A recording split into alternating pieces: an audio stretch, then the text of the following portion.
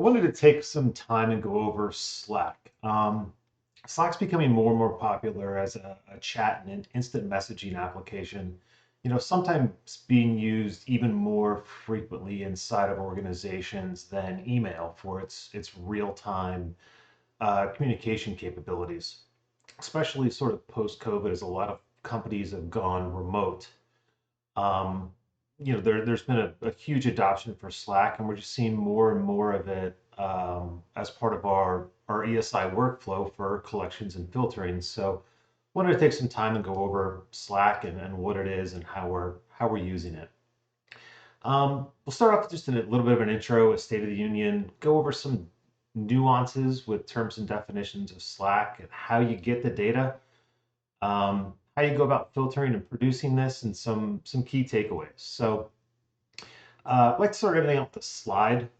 This one's from Jack Dorsey on the definition of technology, and that it does two things: increases the velocity of communication and the number of people that can participate. Thought it was fitting considering we're talking about Slack today, because that's definitely one piece of technology that does both.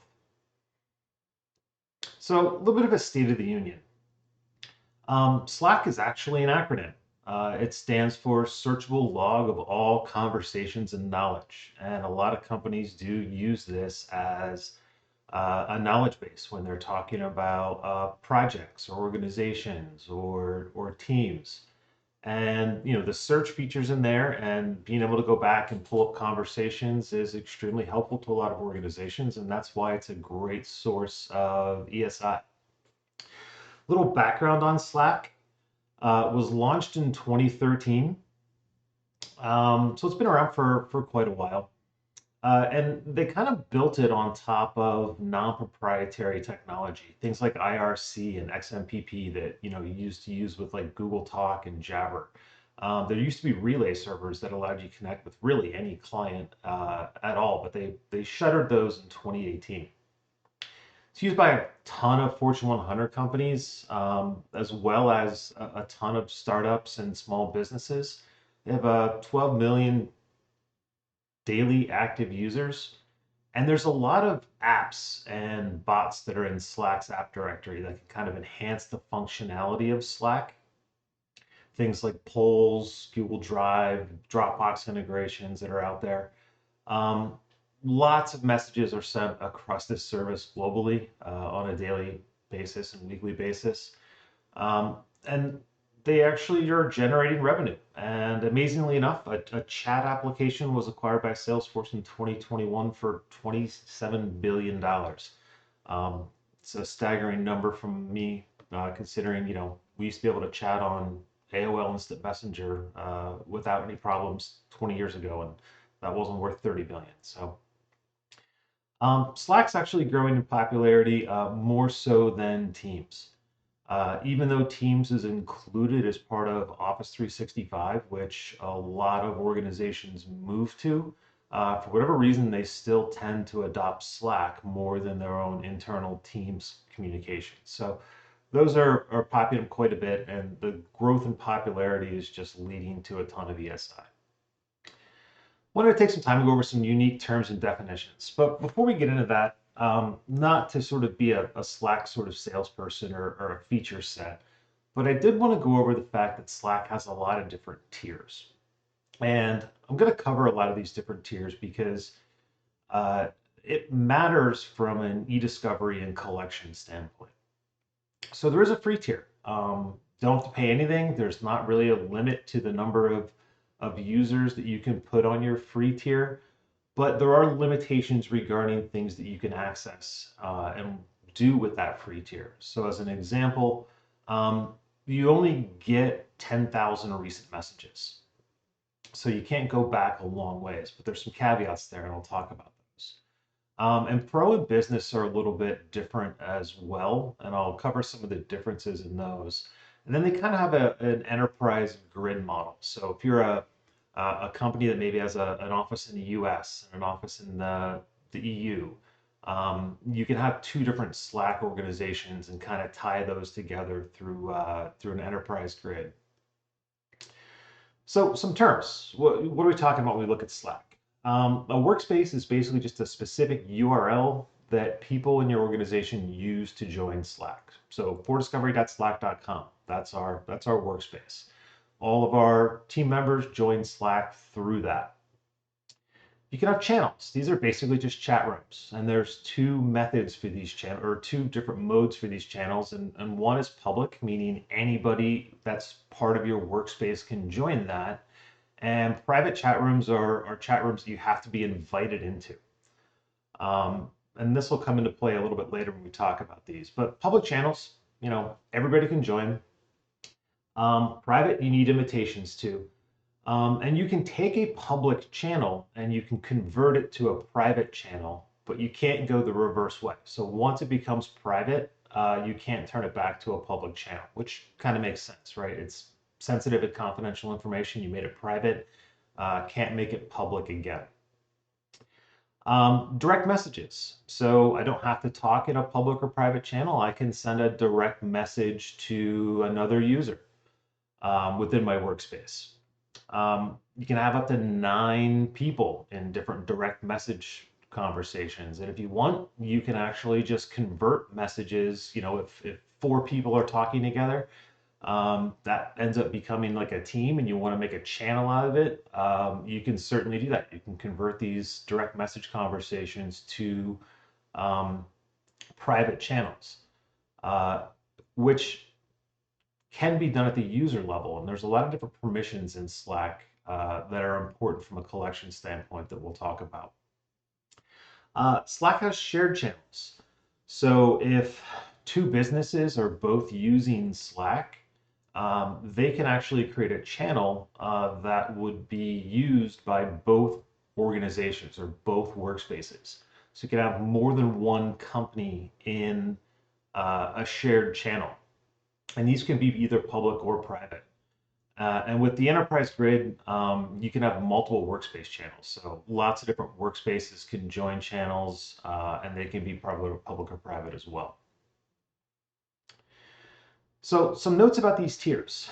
The free plan only gets you the most recent 10,000 messages. We'll talk about this more, but the free plan can be converted to get access to more messages. With Pro and Plus, you can have retention policies that you don't get with the free plan. And there's kind of 3 modes for these. One is keep everything, which means Slack has all the messages and all the messages that you put in Slack that users add. You get a chance to edit them, right? If I make a typo, for example, I can edit my message and fix a typo. If I upload a document and I was like, oops, that's not the document I want to upload, I can delete that document. When you keep everything, it will actually keep those changes as well. There's an option to keep the messages, but don't track the revisions. So if I make my typo and correct it, I won't have both messages in there. I'll just have that final version. No edits or deletions will be available. You will see that there was an edit to a message, but you don't know what that edit was.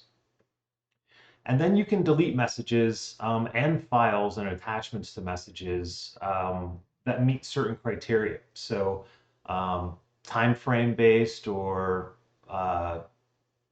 various retention policies can be applied to these that'll remove them. And when you go to export messages from Slack, you're going to get the chats and texts and the links from the public channels only. No targeted exports. So I can't pick which channels I want to export. You're going to get everything. But you're not going to get private content. So anything in a private channel or direct messages between users. A couple caveats in there with Pro and Plus. It's not an option on the free end of things.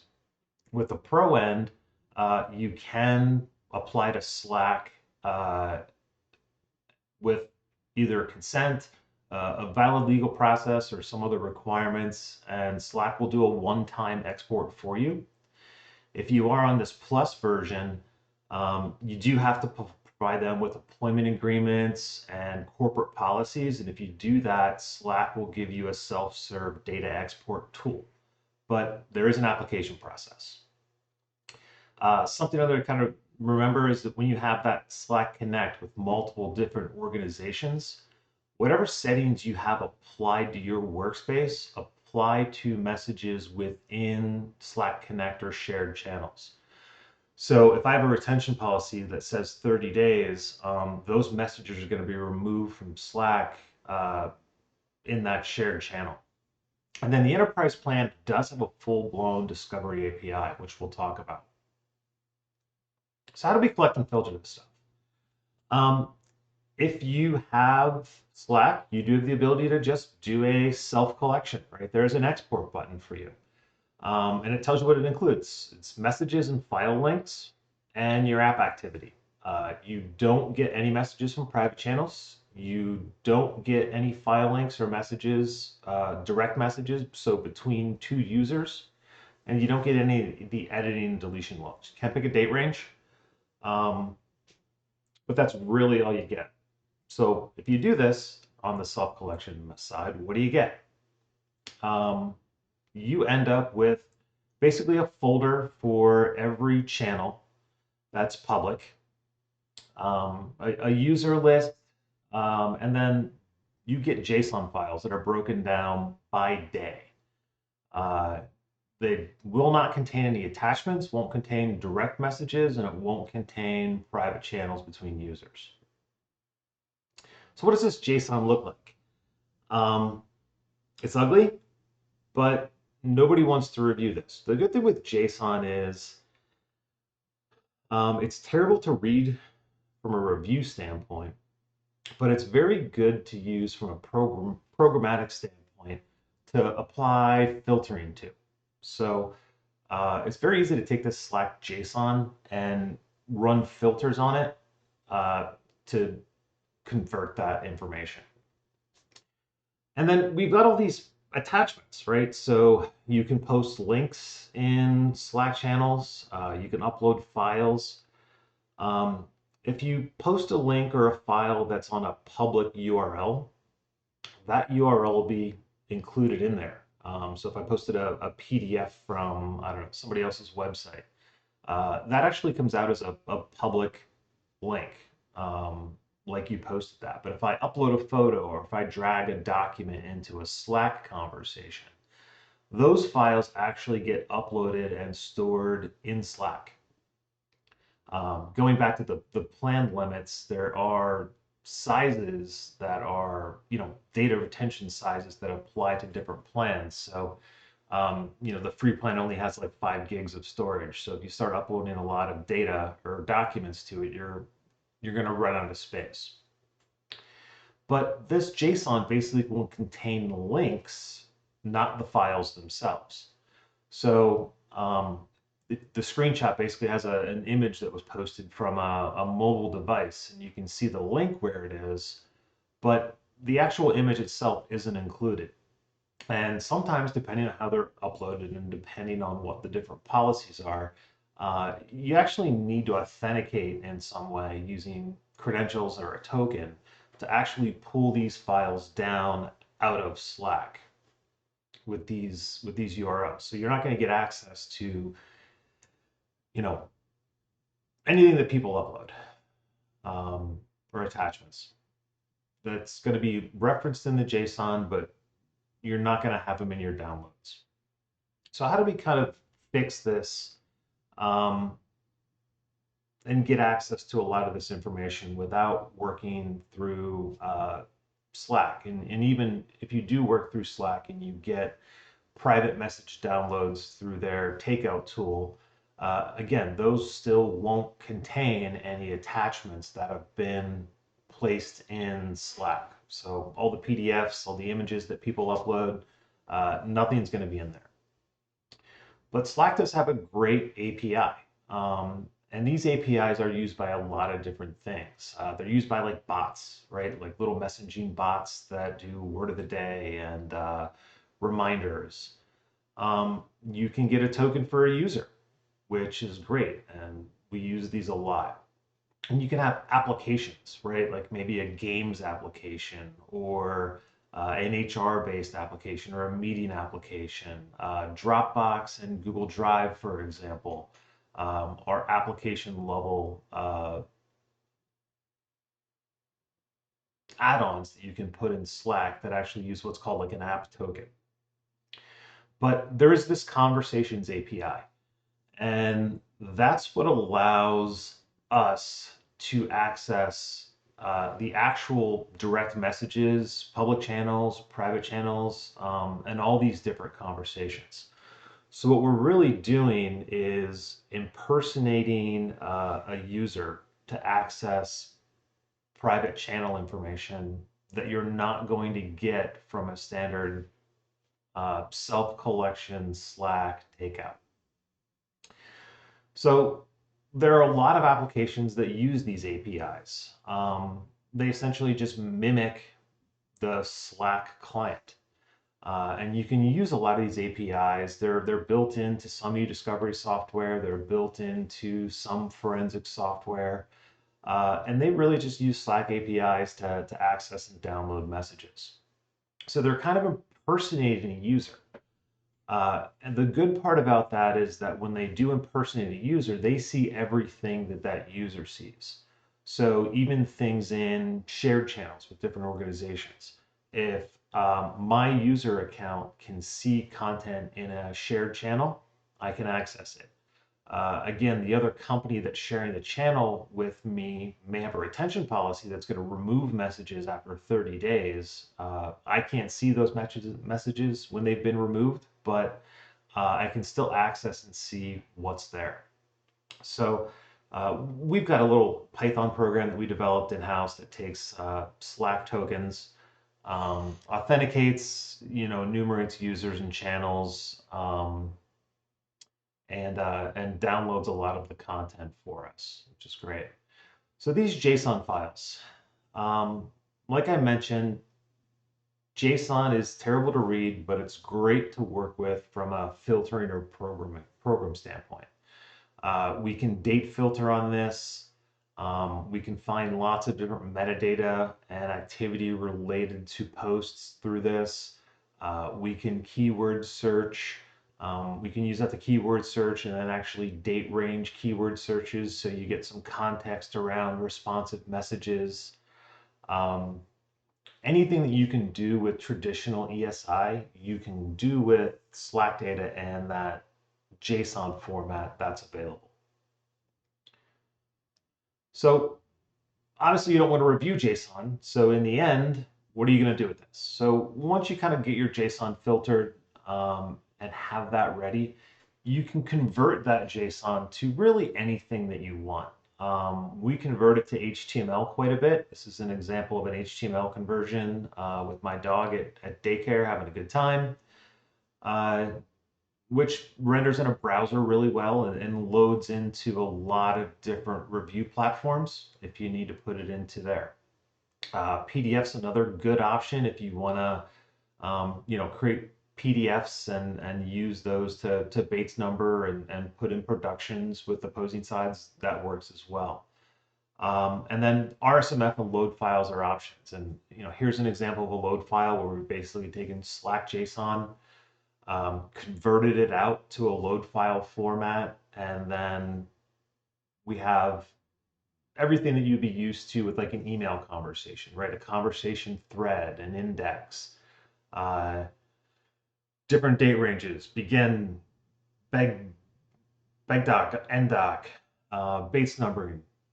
So all that can be applied in a load file format, which you can use to exchange with the different parties or load into your favorite review platform if you need to do additional review, attorney review, or redactions on any of that information. RSMF, the relativity short message format, which is great for things like text messages from phones and different types of chat conversations. Slack renders really, really well if you're using relativity. Taking the relativity, the JSON files, converting those to relativity RSMF, and then just loaded those up into your relativity instance.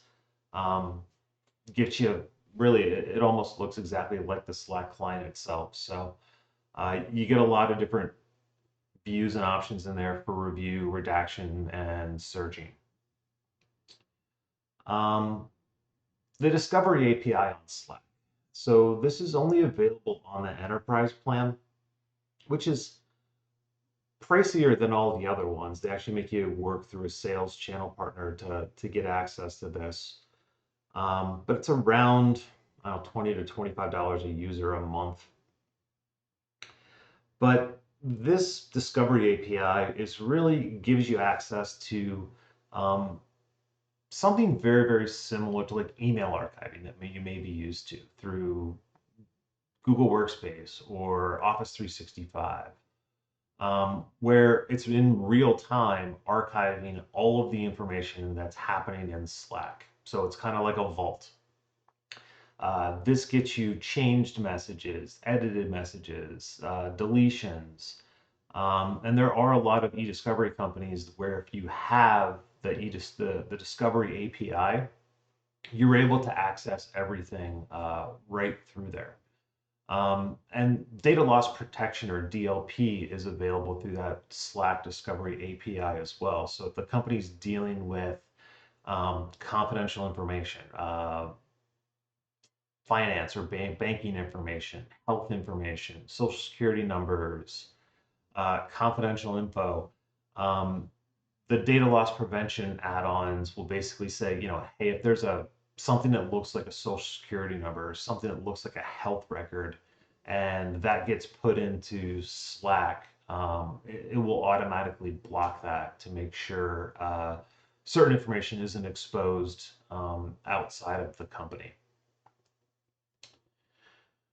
In addition to just the conversations in Slack, there are a lot of reports built into the administrative dashboard that provide a ton of activity, how active people were over different time periods of time. Um, you can export a lot of this stuff out to Excel. So, um, knowing that someone's active, maybe they're not active on weekends, how frequently certain people post. It's also a good way to kind of QC your collection, right? If there's 2,600 messages that are posted by someone, when I download that JSON and go through it, I should have 2,600 different chats for Connor if I'm doing a little bit of QC.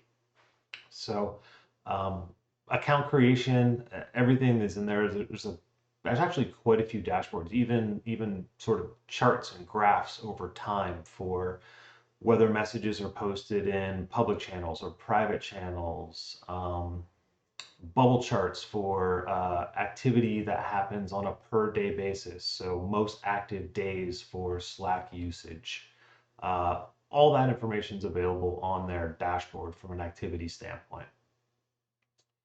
And you also have access logs, which are often skipped over when dealing with Slack. But the access logs provide a lot of information on any sort of bots or integrations with like Dropbox or Google Calendar that happen. You get a list of devices that people use to connect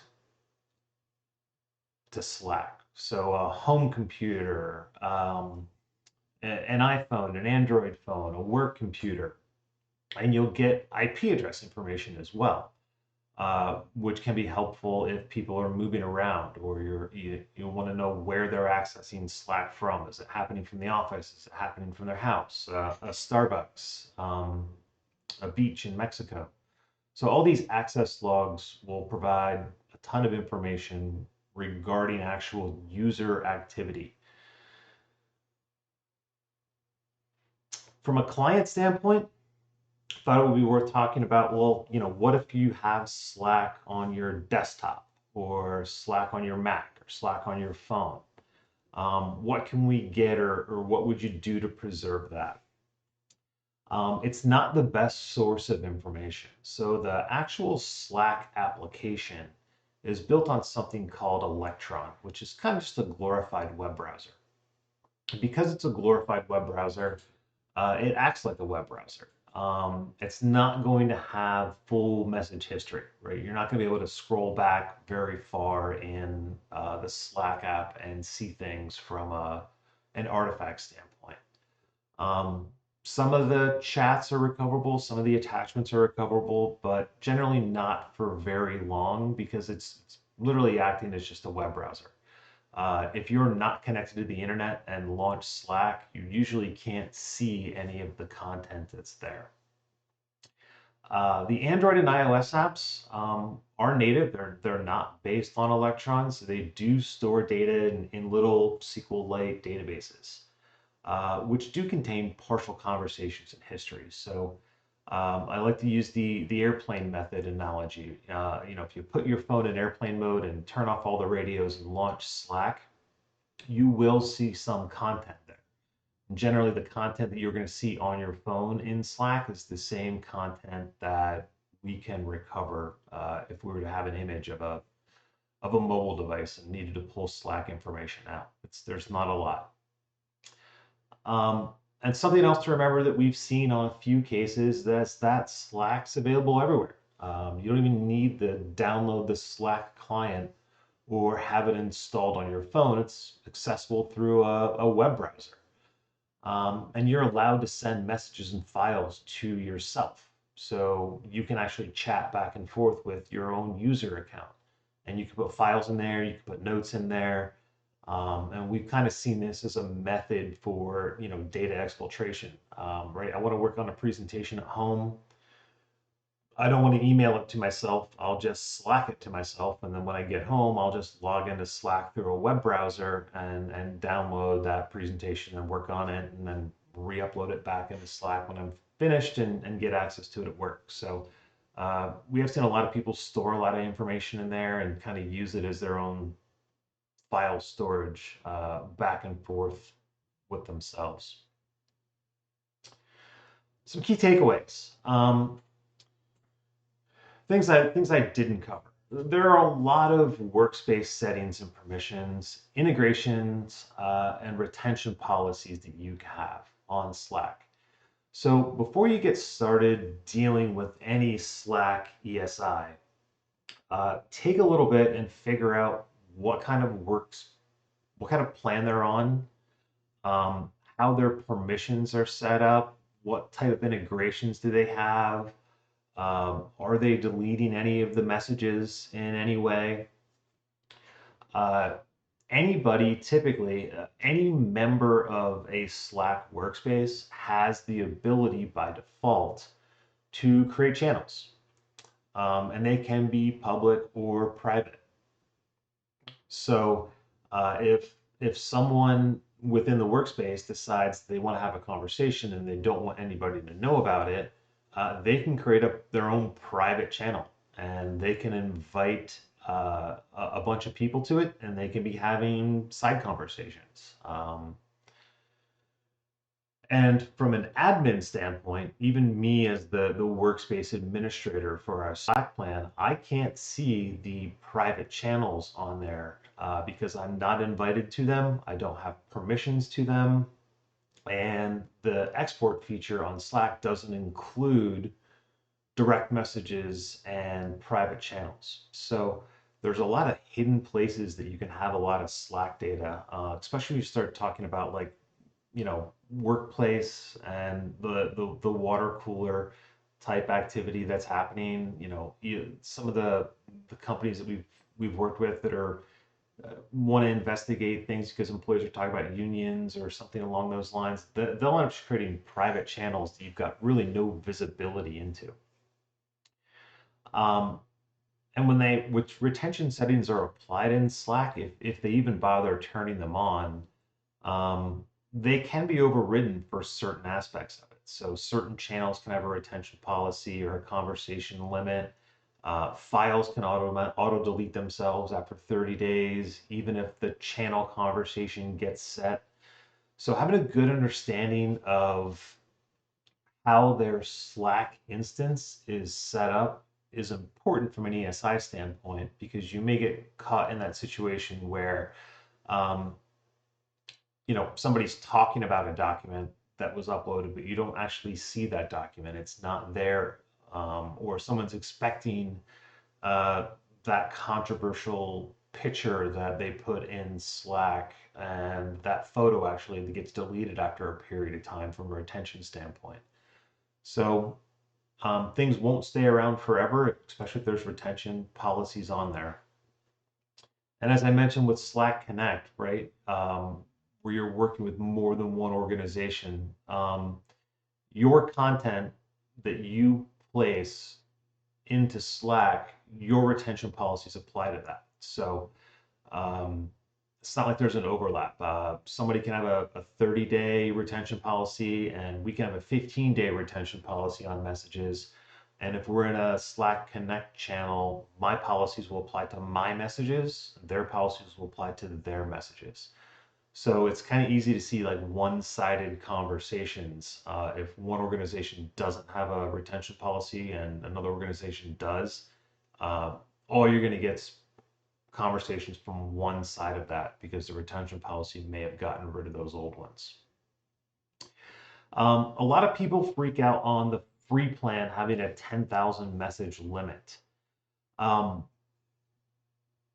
Slack's a little coy in the way they mention this. They say there's only 10,000 messages available for access and searching. But Slack actually is retaining your data forever. You just need to upgrade. So if you're on a free plan and you need to do a Slack collection, you're going to be limited to 10,000 messages. And that's across all of the channels. It's not 10,000 messages per channel. It's 10,000 messages across your whole workspace. But if you just really quick upgrade from free to any of the other plans, magically your messages from uh, years ago will come back. We were actually on a free plan as we were kind of evaluating Slack in like, I don't know, 2014 or 2015. And we were on that plan for a little while and then upgraded because we needed some additional features and wanted to put some other compliance around how we use Slack. And sure enough, everything from day one, the first message saying, test, is Slack working for you? All of those came back. So just need to upgrade. Um, Private messages and direct messages without user credentials. Uh, if you're gonna do this from a data export standpoint from Slack, you do need to put a request in to Slack. You do need to provide them with different policies, employment agreements, or even if you're responding to a subpoena, you're going to have to provide them with a copy of that as well. So there is a process that you have to use to work with Slack to get the private channels and direct messages um, directly from them in that takeout fashion. So that does take time. Um, it's not like this Slack's going to approve you in one day. It can take sometimes up to a couple weeks to go back and forth with Slack to make sure they get everything that they have to allow you to do that export. And then again, even when you do that export, it doesn't include files. It's not data that you've uploaded. So you still have to take all that Slack JSON that you downloaded and use that, potentially apply some credentials to it to actually pull back the files and content that are stored for your workspace up in Slack. So just as another reminder, if your organization is using Slack or if you're advising a company that's using Slack, they should have some policies around this. Generally things like, just like you're using email, some sort of acceptable use policy or IT usage policy around how Slack is used at the company, what's allowed, what's not allowed, whether there are any expectations of privacy. If you have a lot of these documents and employees have signed them and you have copies, if you do need to go get a Slack export directly from them and do the self-service takeout, that will definitely speed things along. What else did I want to cover? Well, Yeah, so there's a couple of questions that we've had in the Q&A section that we'll get to here in a moment. Just really quickly, wanted to talk about 4Discovery's next webinar on June 8th. We've done a number of webinar and CLE presentations on mobile phones in the past. We're developing a new one specifically for cases. A lot of the cases that we see coming in are not necessarily leveraging the data that are on phones. So this webinar will walk through some of the pitfalls of that as well as identify what is available. Again, that's Wednesday, June 8th. So a couple of questions that have come in. First one is if a company has multiple people direct messaging back and forth, can the conversations between those two users or multiple users be preserved? It can, yes. So, um, again, the easiest way and the fastest way for us to deal with Slack collections is to get the user credentials. Um, Impersonating the Slack application and using the Slack APIs that are really, really well documented. Getting access to those user credentials for at least one side of the party will allow us to go in there and pull all the messages for that user. And we can date filter, right? We can limit it to just certain chats back and forth between individuals or certain channels if we need to at the collection time. So it's not like we have to pull down 9 years of chats for one person. We can kind of do some server side filtering, some date ranges. Um, and that'll give you all the conversations that, um, Bob and Susan were involved in if you collect Bob's account. Um, if you need conversations that Susan and Mark were involved in, then you're going to need one side of those, at least the credentials for one of those users. Um, if you run into a situation where you know you have to do e-discovery or collections for like a whole organization and there's 50 users in there, um, you're obviously not going to want to get credentials for 50 people and do 50 different collections. That's the perfect example of when you need to go to Slack and get that approval to do that one time whole organization, company, domain wide download. But for most of the situations, just getting user credentials will work. And it does have to be the user credentials. Like even a Slack administrator or the workspace owner still cannot see direct messages and private messages. So it does have to be the credentials for the user that's sending those messages. Okay. This next question is there's technically three questions here, so let's try to take these one at a time. If I have an existing collection of emails slash eDocs and the company is using Slack, is it likely there will be evidence that the company is using Slack in that collection? Um, Possibly not. The administrators of the Slack account will get periodic updates. Hey, here's the activity that was performed in Slack last week, or here's a summary of your workspace, or here's an email regarding upcoming changes to Slack that may impact your workspace. You might see it on the administrative side, but without them directly mentioning, using Slack or having a conversation on Slack, it doesn't really have an email integration. Um, Not to say that you can't find an app in the Slack app directory from all the different thousands of apps and turn that on, um, where certain emails do get posted into Slack, but you're going to have to kind of look for it, I would think. There's not going to be anything direct in there that's going to mention that. Okay. Next question, which we may need a little clarification on from from the anonymous attendee, as all of our questions are anonymous. Does Slack issue daily digests by email? Not daily, but you can subscribe for, I believe there are weekly digests, not daily. Okay, all right. And then if Slack leaves traces, how might I search for those in an existing collection to determine whether a company is using Slack?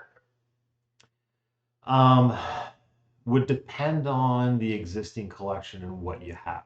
Um, if you have a computer, Slack being installed or web browsing history to Slack is a good way to look at that. Um, I'd have to know more about the existing collection to tell you to point you in the right direction. Um, one way to kind of look to see if maybe a company is using Slack is just by kind of checking out whether there's an existing Slack workspace. So, for example, our Slack workspace is 4discovery.slack.com. And if you were to go to that web page, Slack is going to ask you to sign in, and you're probably going to see our logo there. Um, Meaning that that workspace is claimed. So, going to Slack's website directly might be a way to look at that. Acme.slack.com to see if there's an existing workspace that might exist. They could have named their workspace something strange that you might not be able to guess, but it's one place I would check. Okay. At this point, it looks like there aren't any additional questions. So, Chad, as we conclude, do you have any additional final thoughts? Um, Slack can be a little bit difficult, but it's not that bad to navigate. Um, if it comes up as part of your e-discovery needs, feel free to reach out. I'm available for questions pretty much anytime, and at least I can tell you what to do, or maybe, more importantly, maybe what not to do as you get involved in some of these select collections. Um, but it has become easier and easier to work with over the years, especially, now that we've got a couple of years of experience dealing with it. So, when in doubt, feel free to reach out for questions. Great. Well, thank you everyone for attending. A follow-up email with all the materials from today's webinar, including presentation deck and recorded video, will be in your inbox by tomorrow. If you submitted your bar number for CLE certification, it will be sent out next week. And thank you again, everyone, for attending. We hope to see you at our next 4Discovery webinar on June 8th. Hope you have a good rest of your day. And there was one additional question that did pop up, which was, if you're using user credentials, you still can have access to private messages. Not necessarily true. So if you're using the user credentials, so if I'm using my credentials to access Slack for an ESI collection, you will see everything that I can see in Slack. So if I'm having a conversation with Will, for example, that conversation, since I can see it and I'm a participant in it, that I can actually collect. But if Will's having a conversation with Sarah and I'm not a part of that conversation, um, then that's something that I will not be able to see and will not be able to collect unless I get Will or Sarah's credentials. So hopefully that makes sense. Perfect. We'll pause one more second in case there's another question or anything else that comes in.